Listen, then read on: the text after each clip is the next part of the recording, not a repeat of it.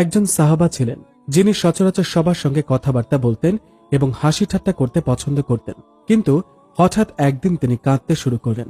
তার কান্নার তীব্রতা এত বেশি ছিল যে তিনি বেহুশ হয়ে গেলেন। সাহাবিগণ উপায়ন্তর না দেখে নবীজিকে ব্যাপারটা জানালেন। নবীজি সাল্লাল্লাহু আলাইহি ওয়াসাল্লাম তাকে একপাশে ডেকে নিয়ে জিজ্ঞাসা করলেন, তোমার কি হয়েছে ভাই? তিনি জবাবে বললেন, হে রাসূলুল্লাহ, এই কথাটি আমি আজ পর্যন্ত কাউকে বলিনি, কিন্তু এখন আপনি যেহেতু আমাকে জিজ্ঞাসা করেছেন, আমি অবশ্যই আপনাকে বলবো। আমি ইসলাম গ্রহণ করার পূর্বে আমার একটি কন্যা সন্তান ছিল। যখন সে জন্মগ্রহণ করে তখন আমি আমার সংস্কৃতির আদর্শের কথা চিন্তা করে তখনই আমার মেয়েকে কবর দিতে চেয়েছিলাম। আমার মনে হচ্ছিল বড় হয়ে সে আমার পরিবারের জন্য লজ্জার কারণ হবে, কিন্তু আমার হৃদয় আমার মেয়ের জন্য এতটাই দাপিয়ে বেড়াচ্ছিল যে আমি তা করতে পারিনি।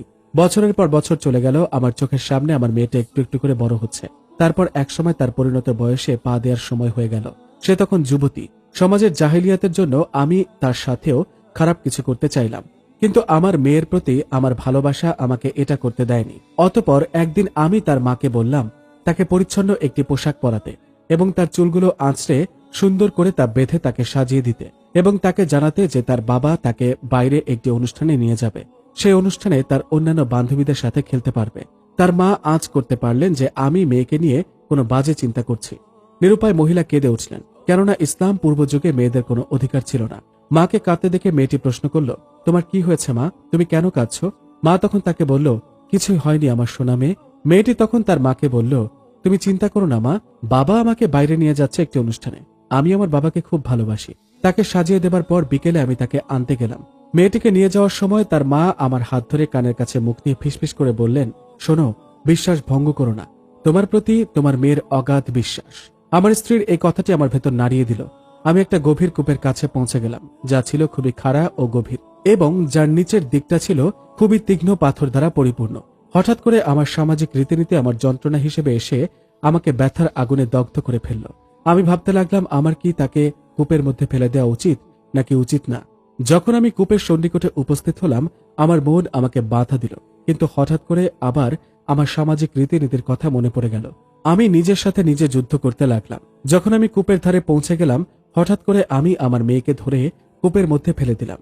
আমার মেয়ে ভয়ার্ত চোখে আমাকে দেখছিল এবং বলছিল, বাবা, বিশ্বাস ভঙ্গ করো না, বিশ্বাস ভঙ্গ করো না বাবা। তবু আমি তাকে কূপের মধ্যে নিক্ষেপ করলাম। এই বলে লোকটি নবীজিকে বলল, হে রাসূলুল্লাহ, কুয়ার গভীরে পড়ে যাওয়ার সময় যতক্ষণ পর্যন্ত তার ক্ষুদ্র কণ্ঠস্বর শোনা যাচ্ছিল, মেয়েটি বারবার এই কথাটাই বলছিল যে বিশ্বাস ভঙ্গ করো না বাবা।